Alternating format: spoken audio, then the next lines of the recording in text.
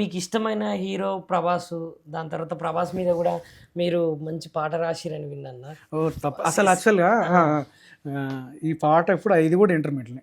ఆ సమయంలో ఎప్పుడైనా నేను అనుకున్నా ప్రభాస్ పాట ఒకసారి వస్తే నాకు తప్పకుండా ఏదో ఒక రోజు ప్రభాస్ సార్ పిలుస్తారని ఒక నమ్మకం. మరి ఇప్పుడు నిజంగానే ప్రభాస్ అన్న ఈ పాట చూసినా, మిమ్మల్ని చూసినా ఒకవేళ పిలుస్తాడు లేకపోతే పిలిచిండని అనుకొని ఒక్కసారి మంచిగా మై మర్చిపోయి పాడు.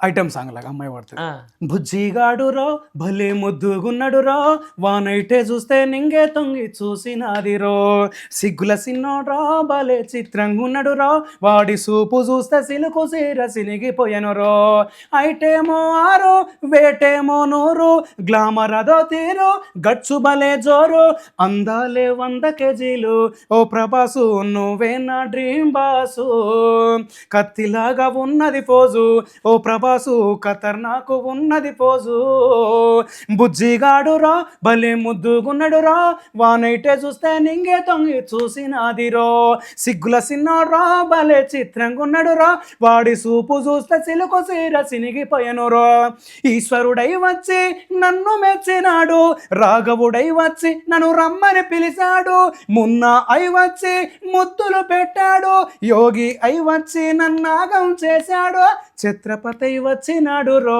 నా ప్రభాసు చక్రంలా తిప్పినాడు రో వెనుకడుగే వేయనోడు రో నా ప్రభాసు ఓటమినే ఎరగనోడు రో బుజ్జిగాడు రో భలే ముద్దుగున్నాడు రో వానైతే చూస్తే నింగే తొంగి చూసినాది రో సిగ్గుల సిన్నోడు రో భలే చిత్రంగా ఉన్నాడు రో వాడి సూపు చూస్తే సిలుకు సీర సినిగిపోయాను రో ఇట్లుంటుంది. నేను ఈ పాట ఎప్పుడైనా కంపల్సరీ ఆ సార్ దాకా చేరే అవకాశం రాలా నాకు ఇవాళ అక్కడ దాకా కలవాలా ఏదైనా కంపల్సరీ ఇట్లనే ఛానల్ ఒకటి దొరికితే మంచిగా ఒక వార్త ఎందుకు అనుకుంటానమన్నా. ఇప్పుడు మన ఛానళ్ళకి వెళ్ళి ఎంతో మంది ఫ్యాన్స్ ఉన్నారు మిర్రర్ టీవీకి. ఈ పాట తప్పకుండా ప్రభాస్ సార్ వరకు అయితే తప్పకుండా పోతుందని నేను అనుకుంటాను. నీ లైఫ్లో కూడా ఒక టర్నింగ్ పాయింట్ ఉంటుంది అన్న.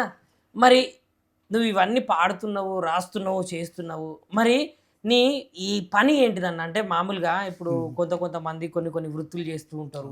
మరి నీకంటూ నువ్వు చేసేటువంటి పని ఏంటి అంటే యాక్చువల్గా నేను ఈ జాబ్ చేస్తే అంటే అంతకుముందు చేస్తుండే.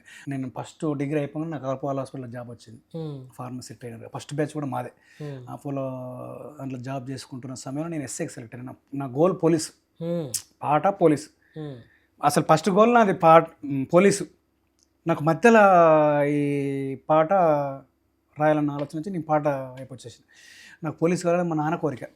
నేను అప్పుడు 5వ తరగతి కానుంచి నేను రన్నింగ్ కోరుకుతుండే. ఇప్పటికీ నేను ఒక యాక్చువల్గా హన్మకొండలో ఒకసారి పోలీసు ఈవెంట్ జరుగుతున్నప్పుడు ఒక 16 నిమిషాలనే ఒకరు 5 కిలోమీటర్లు కొట్టి ఒక రికార్డు సృష్టించారు తెలుసా. ఆ నెక్స్ట్ నేను 15 నిమిషాలు కొట్టిన. 15 నిమిషాలలో 17 మంచి రన్నింగ్ చేయగలుగుతా. అప్పుడు 5వ తరగతి నుంచి మంచి రన్నింగ్ ఎక్సర్సైజ్ అవి చేసుకుంటుండేటోని. నా గోల్ పోలీస్ కావాలనేది. అపోలో హాస్పిటల్ జాబ్ వచ్చిన తర్వాత నేను ఎస్ఐకి సెలెక్ట్ అయిన తర్వాత ఎస్ఐ ఆర్మీ కానిస్టేబుల్. ఆర్మీ అయితే 100 మార్కులు 99 మార్కులు. ఒక 10 డిప్స్ కొడతారు కదా, డిప్స్ కొట్టి 10 కొట్టి ఇట్లా ఆపితే 1 మార్కు తీసేసాడు. 100కు 90 నేను కంపల్సరీ సెట్ అవుతుంది అనుకున్నా. నా ఫ్రెండ్ శివ ఉంటాడు, నా ఇంటర్మీడియట్ డిగ్రీ, ఇద్దరం క్లాస్మేట్స్. ఇప్పుడు వాడు జార్ఖండ్లో చేస్తున్నాడు. సిఆర్పిఎఫ్ వచ్చింది మా దగ్గర.